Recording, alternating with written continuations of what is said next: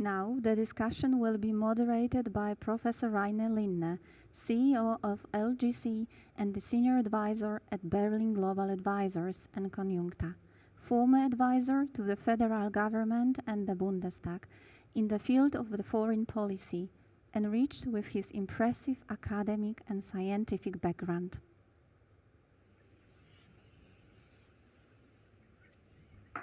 So, good morning, everybody. This is Lindner speaking. Thank you, Anna, for the introduction, and welcome to also both the audience and the panelists. It's a pleasure having you. I hope everybody can hear me and see me.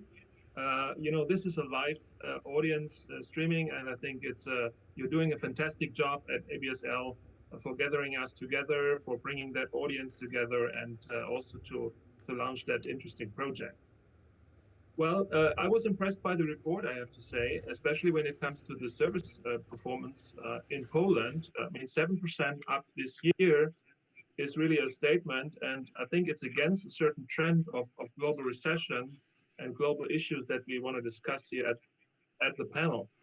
The question, good economics for the hard times, and probably we need to understand what the hard times are and how long they will stay. Earlier today, somebody was telling about the new normal. I think this is something that we get used to, but I think we also need to understand what is the nature of that crisis. What is the social and political and economic fallout for the region, for the country, but also for the world? And that's why I think we have an excellent lineup this morning at this panel. We have distinguished guests from both the more political background, but also from the business. And I would like to introduce our distinguished speakers.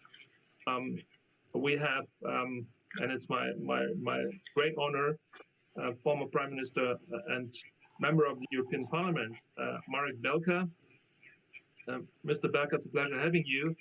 I think under your leadership, Poland back in time joined the European Union, which is, I think, a very important beginning of what I would call a success story. And in your different affiliations, you served your country, but also I think you have a strong view on how business will and should work. We have Mrs. Dominika Bettman from Siemens. She is the CEO of Siemens Poland, and also the Director of Digital Industries. I think, Dominika, this is a very strong difficult moment for all the global corporates, and it's very interesting to hear how Siemens will handle the crisis from your side. I saw in your CV a very interesting affiliation as well, being the chairwoman of the Council of Polish Chamber of Commerce for Electronics and Telecommunication. So you probably can assess the complexity of this morning's session, also technical-wise, how good the job is that ABSL is doing, bringing us here together, but also technology future of Poland. And then we have, and again, great pleasure, Krzysztof Bielecki, also a former Prime Minister of your country.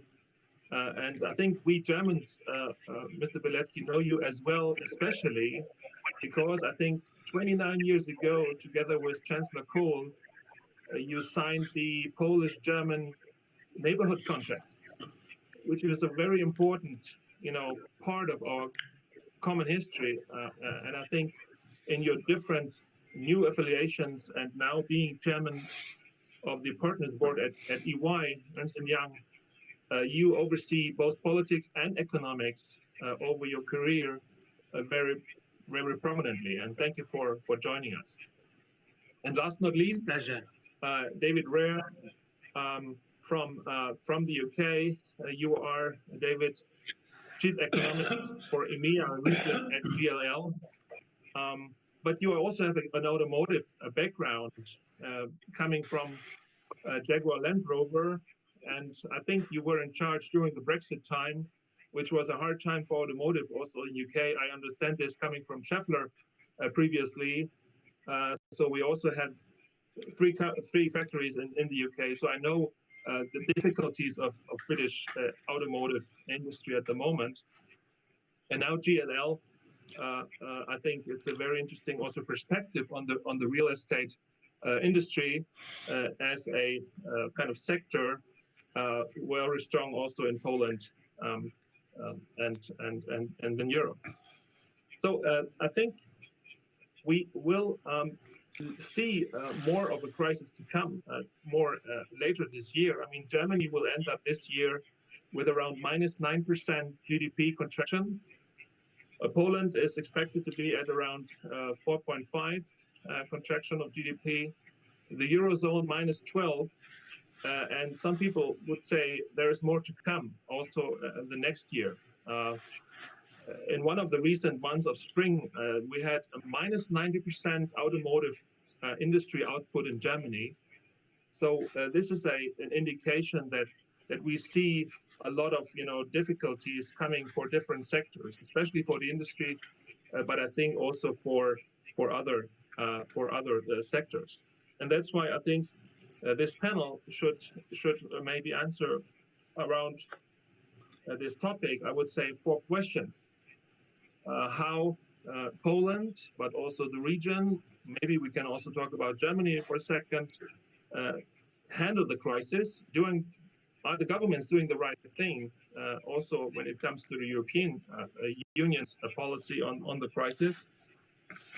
The second issue that I want to address is EMEA, so Middle to Central and Eastern Europe, will probably play a bigger role in this kind of new globalization period, this kind of globalization 2.0 that is coming up also in a kind of nearshoring trend and a kind of a relocalization of global corporates in Europe, probably also in Eastern Europe, Central Europe specifically.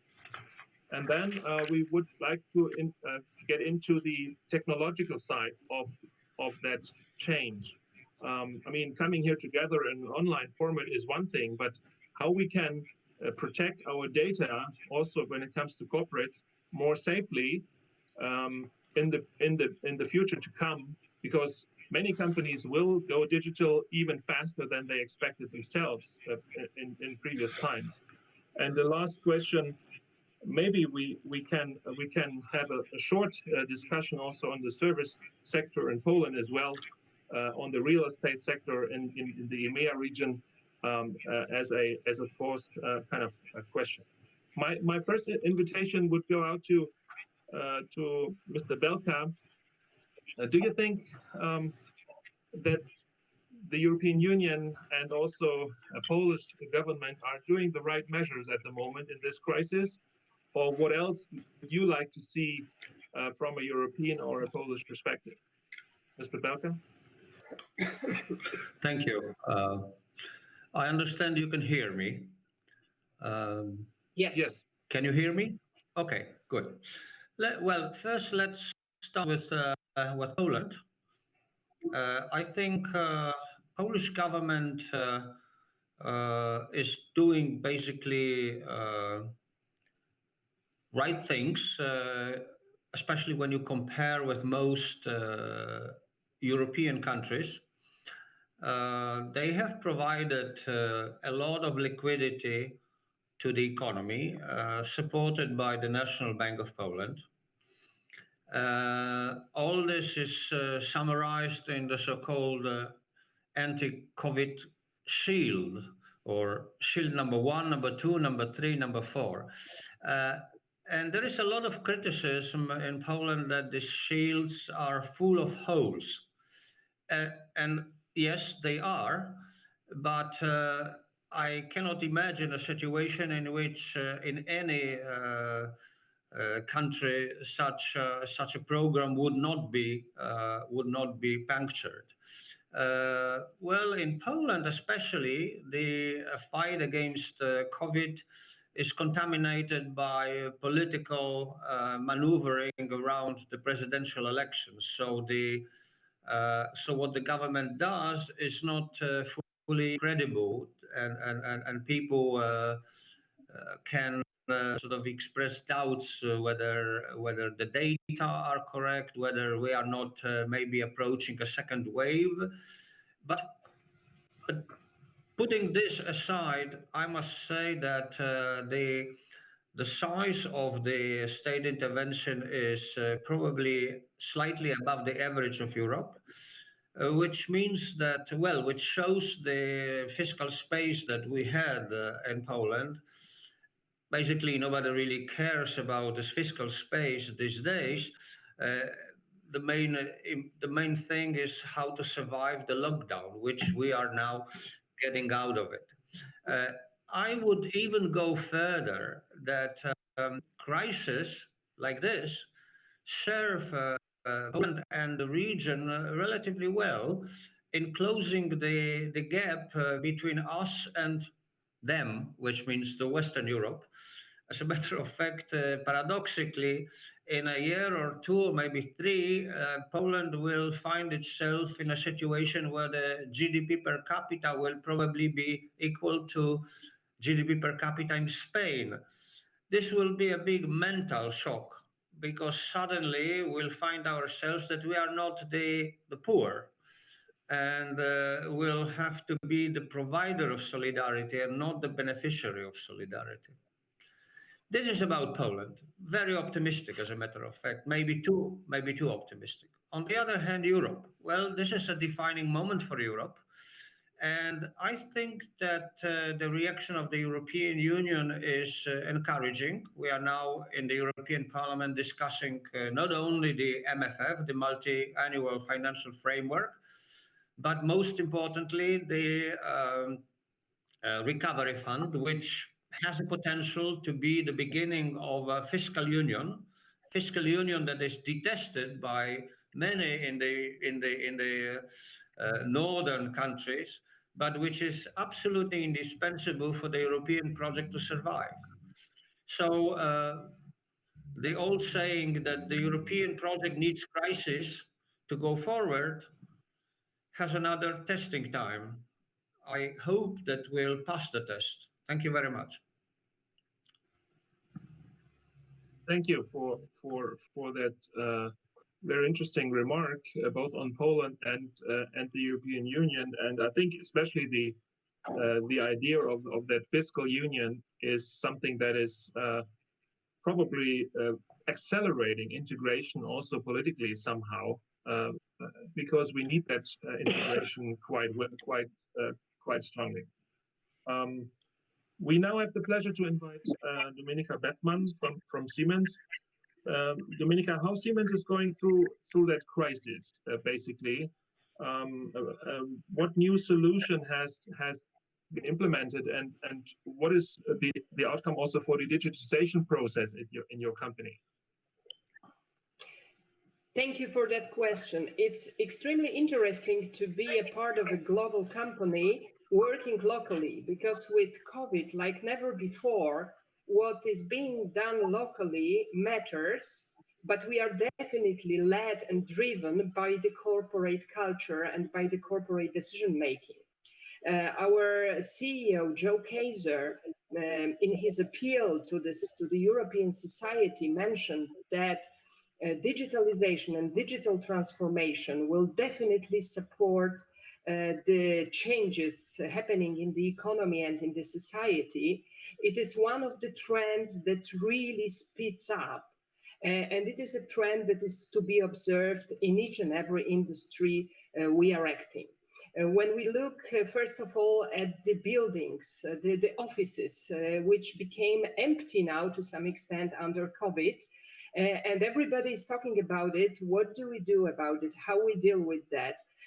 What will be the future of work and future of our offices? And here, digital technologies support very much the surveillance of the people movement. Digital twin technology, which has been used mainly in the production, in the factories, is now being used also in completely different places. And is used massively, and there is a huge demand of our customers for that kind of technology. On the other hand, everybody is talking about medical equipment. The simple medical equipment printed in 3D will probably revolutionize the entire sector and will increase the capacities of the medical sector. We observe also a lot of question marks around mobility. There was a huge discussion about mobility in the society in the past, and now what we need to do, we need to make our travel safe. So we need software that will make sure that people will be able to plan their trips safely. And the software will also, of course, support the operators of the trains. So look, the technology is developing exactly there very fastly, where the COVID situation is touching people, is touching society. In my eyes, this is exactly the indication how it will develop in the future. So everywhere where the technology is really needed, look also at the highly sophisticated medical equipment, where we, in the area of diagnostic, where we need to know the diagnosis of people of the COVID, how they are touched, the CT, the tomographs, they can help a lot with their software showing the state of the patient. So this is exactly this direction where the technology is helping.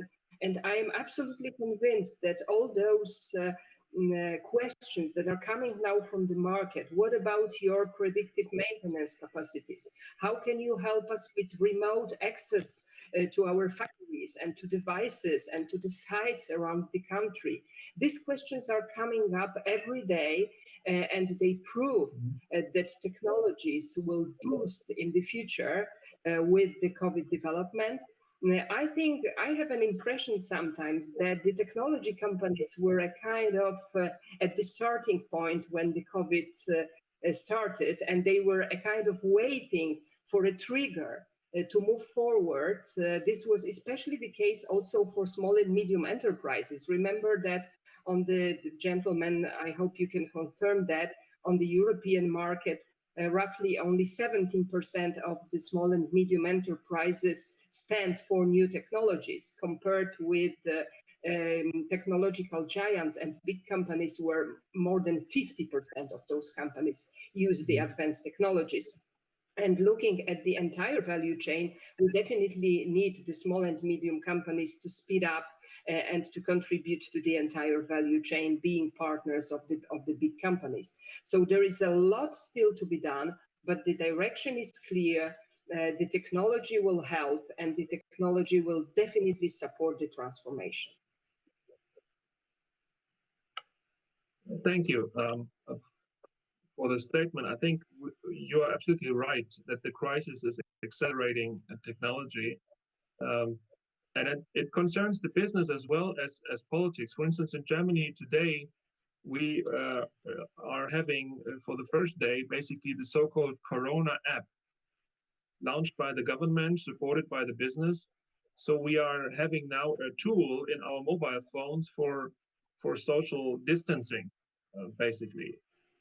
There are other startups coming up with ideas having a kind of social distancing tool in your watch, displaying when you are too near to a person. And so there are a new kind of technology during the crisis coming up. Siemens is pretty much involved and also pioneering the smart city technology and industry. I mean, how a city would look like in a pandemic situation of the future, and those questions I think are now raised both by governments and businesses. So this is why this acceleration process is very healthy for the both environments. Mr. Bielecki, you are, as a chairman of the Partners Board, EY, of course, involved in also strategic discussions, how industry will develop. What is your personal view on how business should develop, which measures business should take to protect themselves in the future? So what is your personal recommendation how companies, but also economies, should prepare themselves for that kind of development. Very good afternoon to all of you. Thank you for interesting question. I think that Poland has to be seen in the picture of unprecedented, uninterrupted economic growth over the last 28 years. And I think that for the time being, everybody in Poland is in that great mood that this fantastic story could continue, which probably is not the case, because technical recession will be registered in Poland in October. So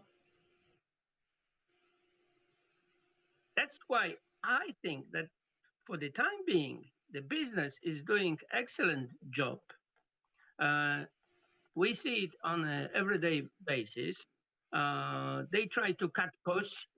They fight for the liquidity. They look for the Shield 1, Shield 2, Shield 2, 3, and 4 programs to get as much liquidity as possible, which is very much the way and the solution applied by the best leading companies in the world.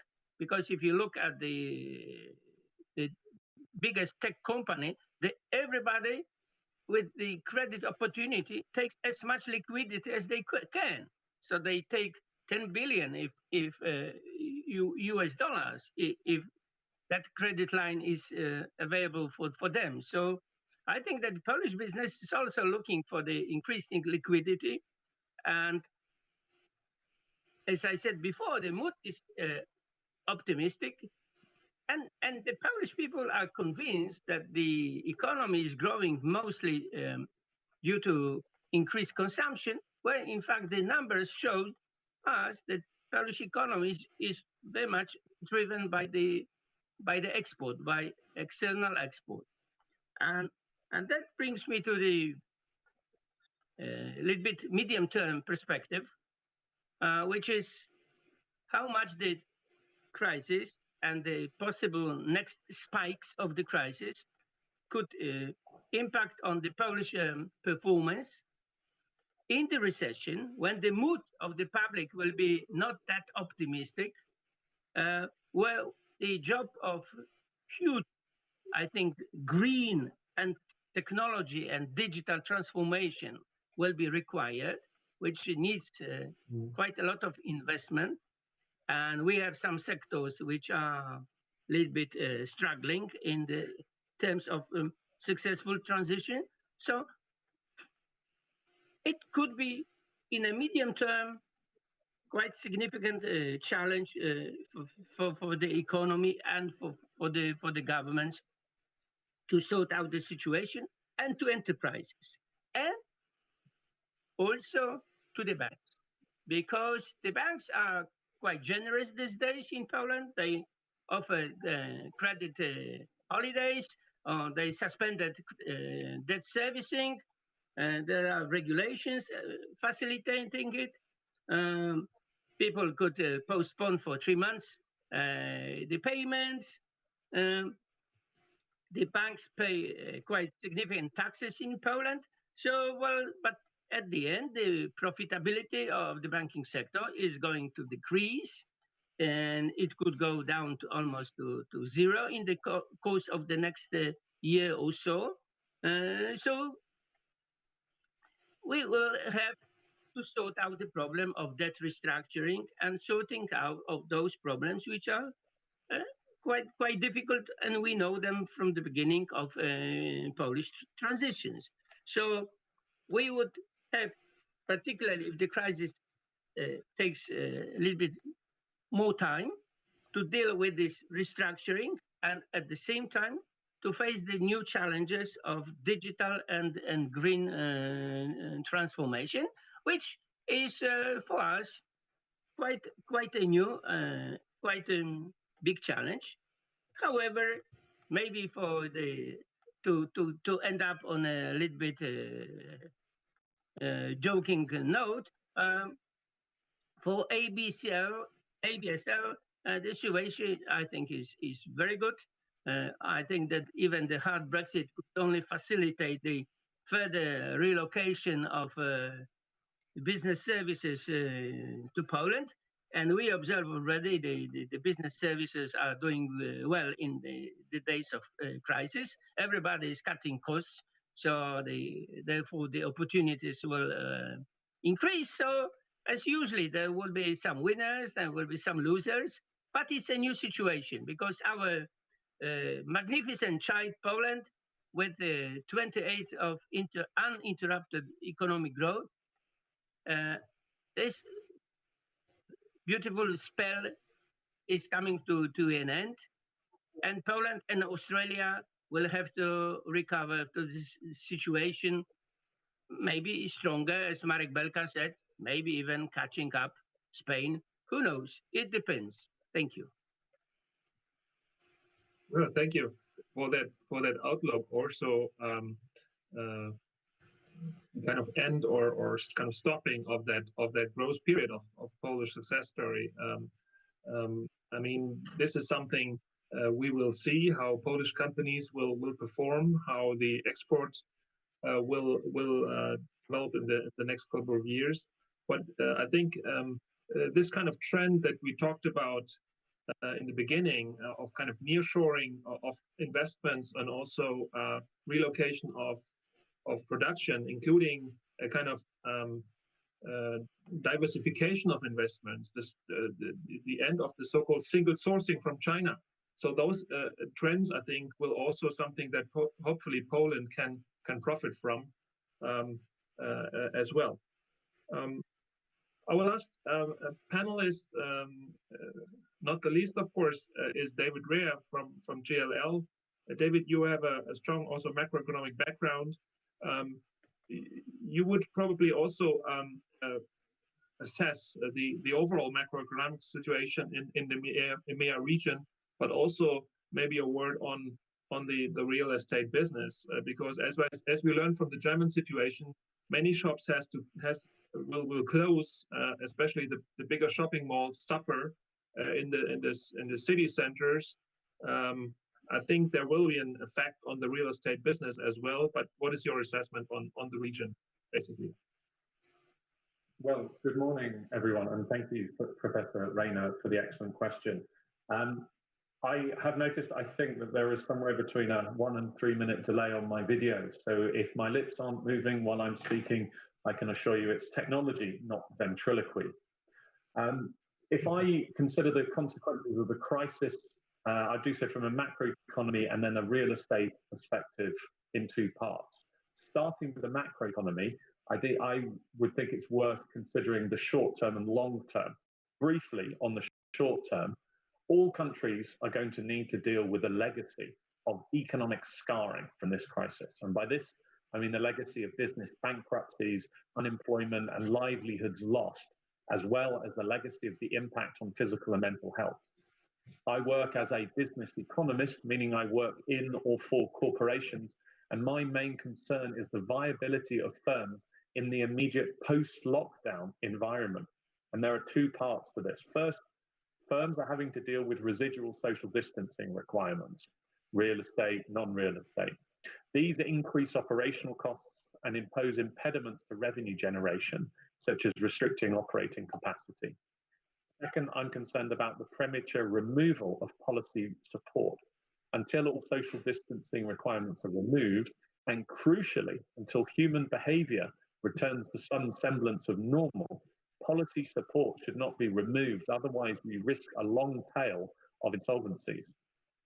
The long-term consequences of the crisis are potentially a lot more interesting. I think there is a good chance that the crisis will cause a permanent reduction in the trend rate of growth of many economies.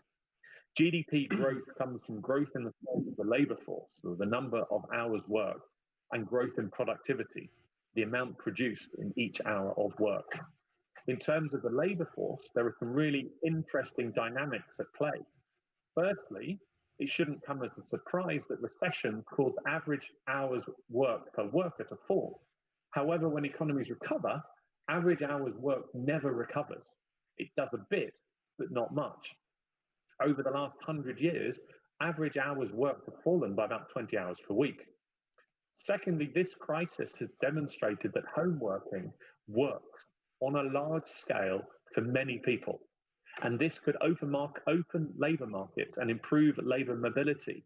As, for instance, you wouldn't have to move from Krakow to Warsaw for a new job, but you could live anywhere and do your work at home most of the time.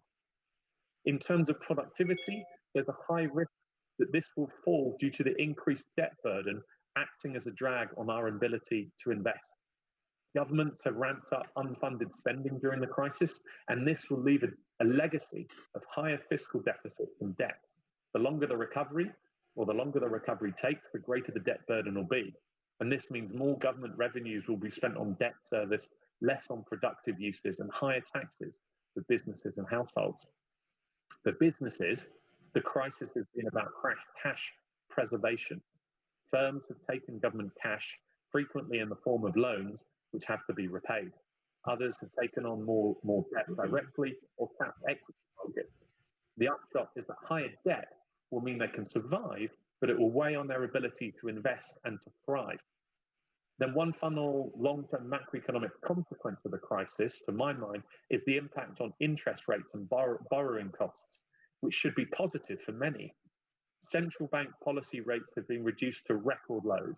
Quantitative easing asset purchases have been increased to unprecedented highs. As a result, borrowing rates and bond yields have plunged. Where they were low or even negative already, such as Germany, most of the movement has come at the long duration end of the yield curve. My view is that interest rates are not going to rise for years. We thought they would after the global financial crisis, but we were wrong.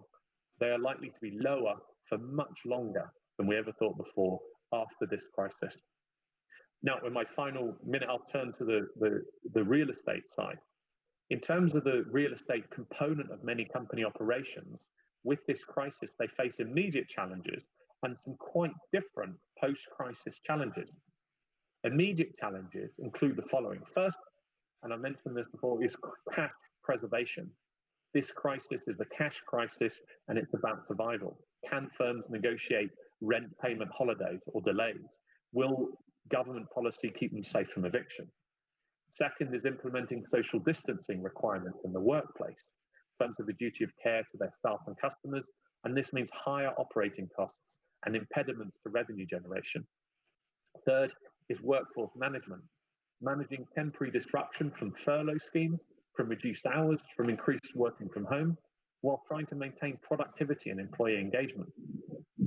But if we look further ahead and we consider post-crisis challenges for the future, what we are already seeing is that structural change already underway in the real estate sector has been accelerated. We've had years worth of change in a couple of months. Workforce deployment is being questioned. Firms are shifting their view of how they see real estate, where they want workers to work, and how they want them to work, raising some of those same questions about flexible working and working from home. Sustainability is another trend. The climate crisis has not gone away, and firms are increasingly focused on a working environment which is climate friendly and well-being friendly.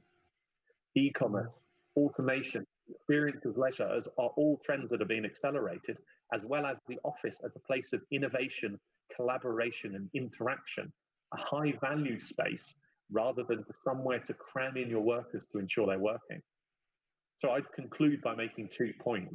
First, from a macroeconomic perspective, post-crisis, we will have a lot of scarring to deal with, and this will be hard. Second, from a real estate perspective, the crisis has not fundamentally changed anything, but has accelerated the trends that were already underway. Thank you. Thank you, David, for that very clear statement and the outcomes of the crisis, and also the word on the timing. So we are at the beginning, basically, of a stronger economic contraction that we're going to see. I have one question for each of you, and please, if you allow a 1 to to 2 minutes answer from your side to keep in the time. Mr. Belka, do you think that the European Union is looking after the Green Deal package in the beginning of the presidency of Mrs. von der Leyen, are now in a kind of new health priority policy? So will health be the new focus after the Green Deal, together with the Green Deal of this Commission and also for you as a Parliament?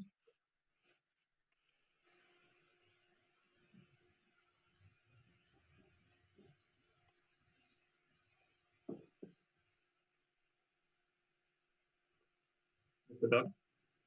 Okay, now you can hear me.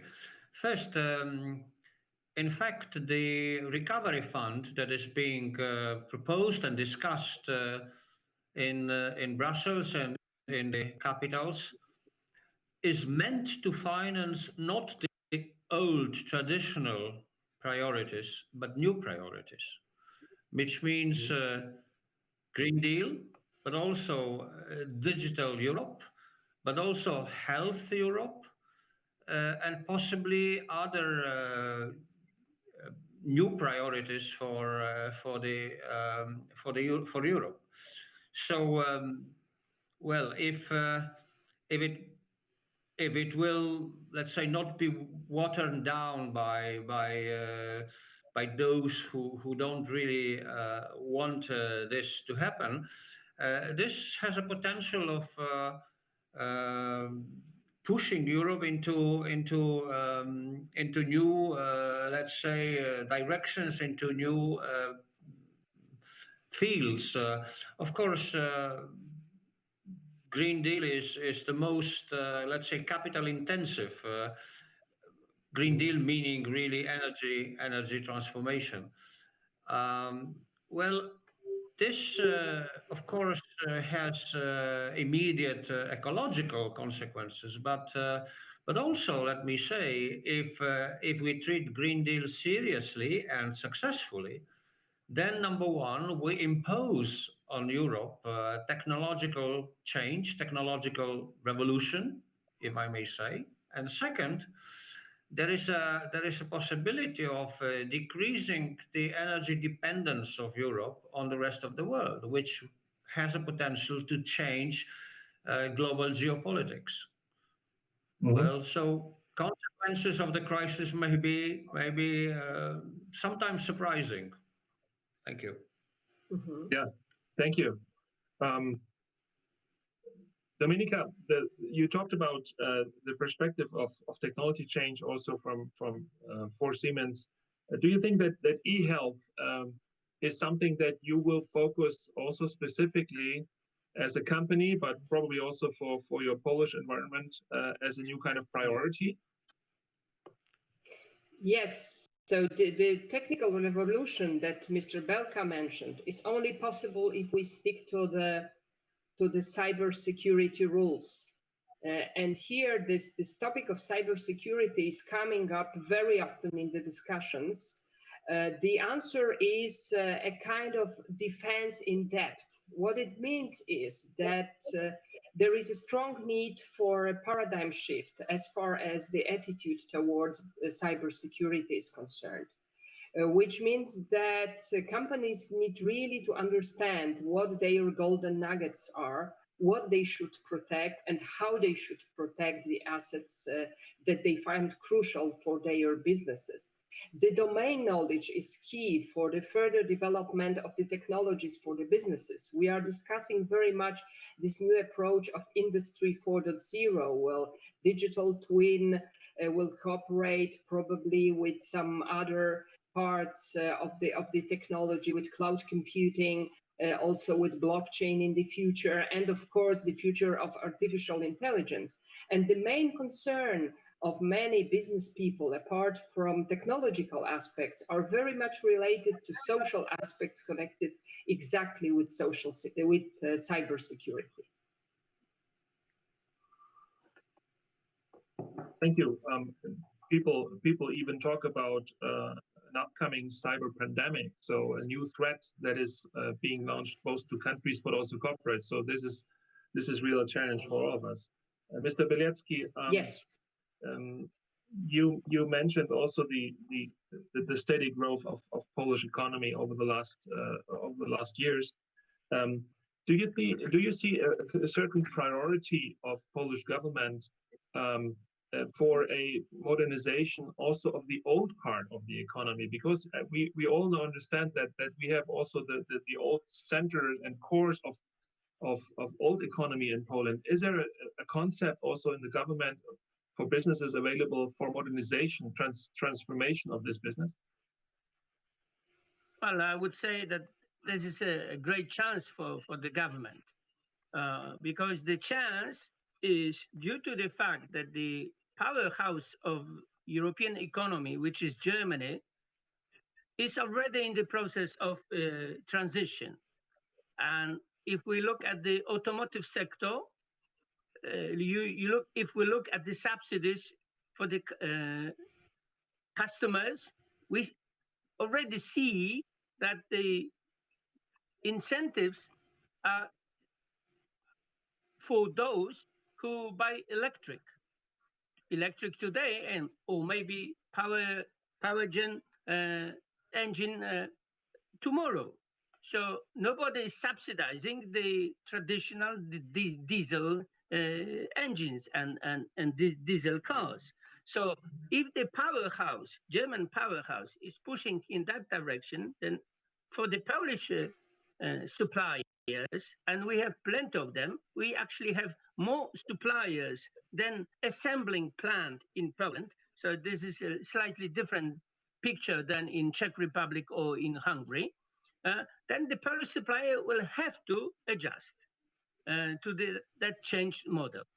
Of course, for the Polish government, the situation is even more simple, in my understanding, because the figures of the EU assistance to Poland are really significant and are much higher than traditional 7-year financial perspective, because we could get a lot of money from either recovery program or, as they call it, the just transition mechanism for the energy sector transition.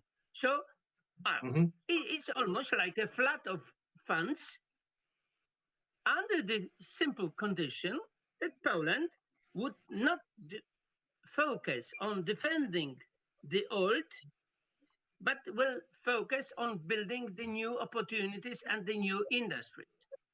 And this is what also we see at the company level, because our cybersecurity business has doubled over a couple of months. And we recruit more and more people, and everybody in the business community is looking for the improvement of cybersecurity. So medium-sized business and small business, they are already trying to catch up. I hope that the government also will use this huge opportunity to transform the Polish economy, or they could even use the Shakespearean phrase and say to be green or not to be, something like that. Thank you. This is like never miss a good crisis. David, one question and for 1 minute. You talked very recently about the business environment in offices in the future. Do you think that people will show up in offices in the future of downtown Warsaw when they have a creative idea, get together, work on that idea, and then go home working separately again? Is that the future of business and service? I think the future of offices will be an acceleration of the trends we're seeing at the moment. So in previous years, we've seen some trends towards densification of more people like cattle in a single place. Whereas now we are seeing in offices being more high-value space, particularly if there's any residual social distancing, if there's any other measures.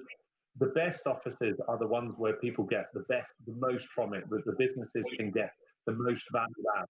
And city centres, central business districts are expensive. So you may see a change in the way that offices work. It's not the end of central business districts by any means, but it's the use of different and multiple different formats. So more smaller offices in other locations, large offices for people to come together, but maybe fewer desks, so that people are more collaborative and more innovative, more creative working space. To address your question, yes, I think you could get more people operating in the way you described, but I think we will see a transformation of the way people work, or an acceleration of the transformation of the way people work in offices, in hubs, at home, all around Europe and around the world. Very good, thank you. So that was it for our discussion, and I think to our distinguished panelists, I think we gave some interesting insights for good economists in hard times. And I would like to, with a 2 minutes delay, hand over to the moderators, final questions to all of us. Thank you. Professor Lindner, thank you very much for your moderation, and all the panelists. Thank you for your open approach to share your opinions. Not always positive towards the future, but very true, extremely remarkable comments for today's reality. Sorry about the technical. Move on now to the questions. We know that Professor Belka will not be able to stay with us because he has to move to another important meeting that he holds in Brussels. But we would like to move on now to the question sessions and the questions from the chat box. So if you allow us, we can start with the first one. Yes, looking through the chat box, I can see a very relevant question to Professor Lindner. What is Germany doing specifically for SME companies and the German Mittelstand?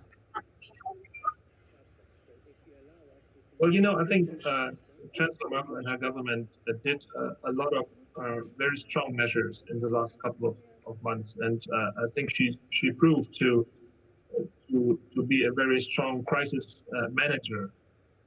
I'm not a representative of the government, but I can confirm this also from the business side. When it comes to SME, I think especially the value-added tax rates cut from 19 to 16% and from 7 to 5% for a limited period is one thing. Then, of course, companies can apply for support if they had reductions in their turnover, and they can apply for grants and for support from the government in a very strong manner and very voluminous way. So I think that will not help everybody, and I think we are talking about this on a daily basis. Some companies will not survive that crisis. Many of them are struggling, especially in the sector of consumer market, and that's why I think we will see a recession. We will see a strong downturn economic-wise. We see a minus 9% GDP 2020, as I mentioned earlier. But there are measures by the government taken to give them a certain support. Great, thank you very much. Let us look at another question that we may have in the chat box. It looks like it could be a good one for Prime Minister Bielecki. Looking at your experience both in the government and the private sector, does Poland's government apply the right economics for the hard times? Is there anything else that could be in the another shield, anti-crisis shield program that could be proposed to business? What would it be? Thank you for this interesting question. I think that for the so far so good, I would say. But we should remember that all those programs will end up in July.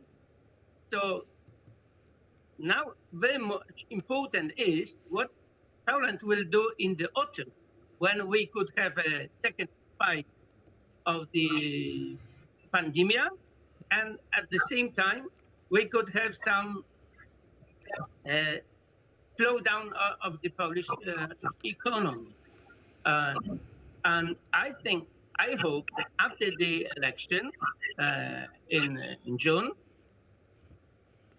Poland will be very much focused on this digital and green transformation, on the proper utilization of the European funds, and also that we will put more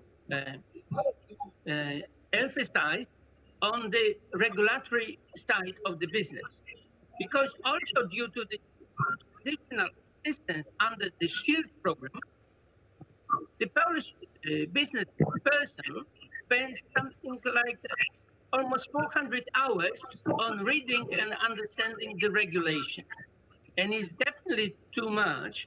So we should really deregulate, make ourselves more competitive, and be convinced that the crisis also is the chance, because the trend is accelerated.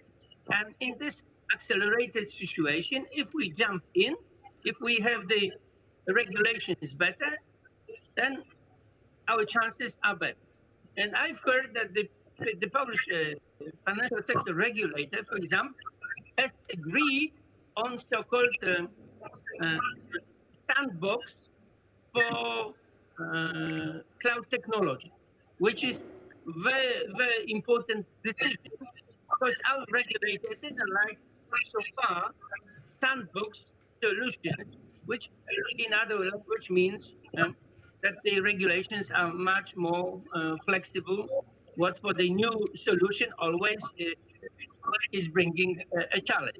But nevertheless, they decided to impose this sandbox regulation, which is good. It creates a massive chance, which is the cloud technology, which we see from daily perspective, and that could open the company's chance to run the business in a lighter form, because cloud technology, in one sentence, means that we move from the capex to opex. So we will spend less on the investment in technology, and we would become more flexible. So it's not only about the money, it's also about the good governance. That did be maybe too long answer. Thank you very much. That was long and complex, but very insightful. And I think that could be a part of the next anti-crisis shield. Let us look at another question. Yes, with that, we will move to Dominika. We've heard a lot of interesting insight about cyber and data security. Can you tell us how we can prepare ourselves against a real cyber pandemic? So first of all, it's a question of mindset, as I already started elaborating before. So it's a question of correct assessment. What are real risks and what are the golden nuggets, what assets of the company should be protected.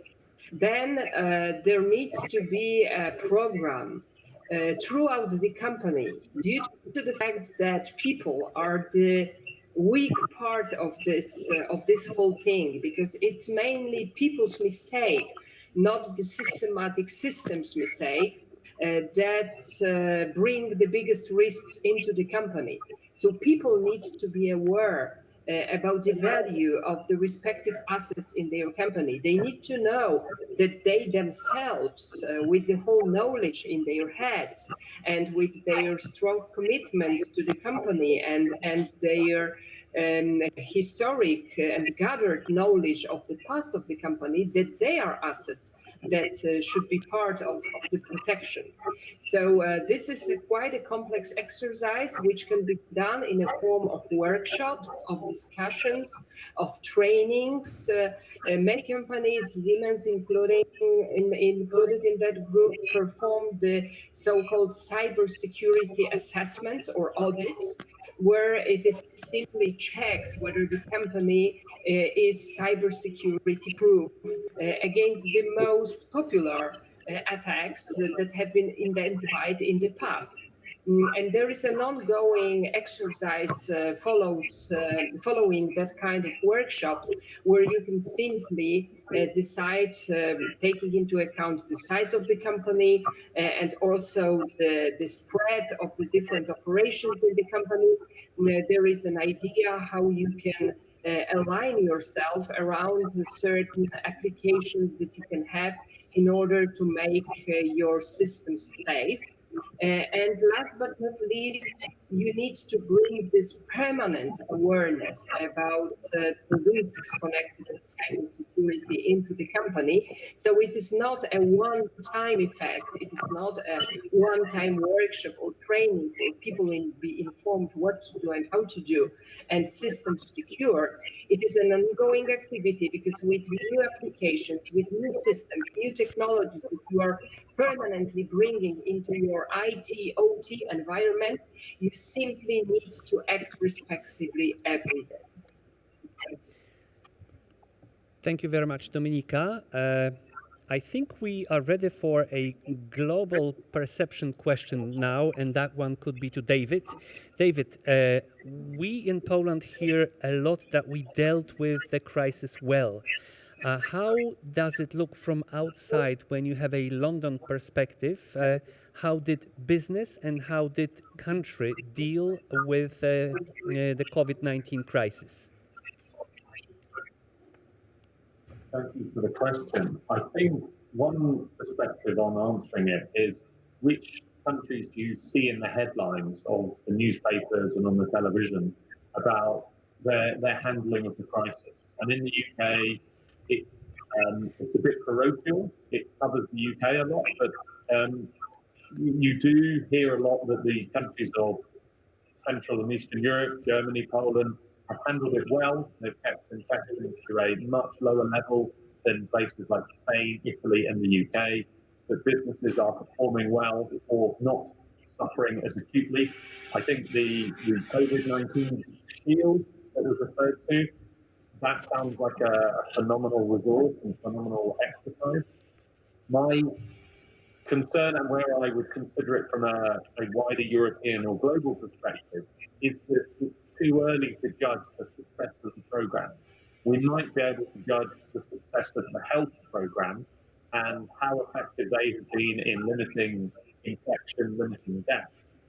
But from an economic perspective, many of what I would call the second order effects, the issues where there is business insolvency, unemployment, homelessness, financial crises or financial feedback, because policy support is in place in a lot of places, or only starting to run down, it's too early to judge whether there is economic scarring, whether people who are on furlough will be able to go back to work, whether those who are unemployed will be reactivated. And I think across Europe and Poland as well, and I don't know the Polish economy as well as I would like to, but I think as a rule of thumb, 3 to 6 months after restrictions are lifted and life feels like it's returning to normal, that's the point at which we can assess whether the economy has had substantial economic scar and the shape of the recovery that it will see. Thank you very much, David. It's always good to benchmark what we know from inside with the outside point of view. I think we have time for one more question. Yes, and this question would go to Professor Lindner when talking about the scale of economy and the crisis along. There has been a lot of information shared on Europe and Poland, and we would like to learn something more about the eastern neighborhood of Poland. How would you assess the economic consequences for countries like Ukraine or other Poland's immediate neighbors? Well, I think if you look to the geography of the crisis, geography of the virus, we see a kind of eastern enlargement, to put it kind of politically. So Russia is now second after the US in terms of cases, with more than 500,000 cases. We have Ukraine with around 32,000 cases. We have Belarus, people of 10 million people with over 50,000 cases. And we see a certain, a certain link between state politics, time of reaction, countermeasures, the mindset, as Dominika mentioned, of people, the awareness of the crisis, the awareness of the danger that affects obviously the cases. And this goes along with the state measures. I mean, we have state measures, for instance, in Ukraine, launched by the Rada already in March, to kind of counteract against the effects of the pandemic, or against the effects of the quarantine, as they call it. There are some tax cutting measures for enterprises, but also private person. So there are the right measures in place. Probably a little bit too late somehow, and especially, you know, I'm worried about the situation in your eastern neighbor, Belarus, where only very late the state took the related measures to acknowledge the crisis, and that's why I think it's a good sign that Poland had an immediate solidarity action being launched towards Minsk. I think this is the right way to help. This is also true for Germany, and I think European integration will be accelerated somehow, even with partners that are not members of the European Union, but neighbors and also people who live there. Thank you.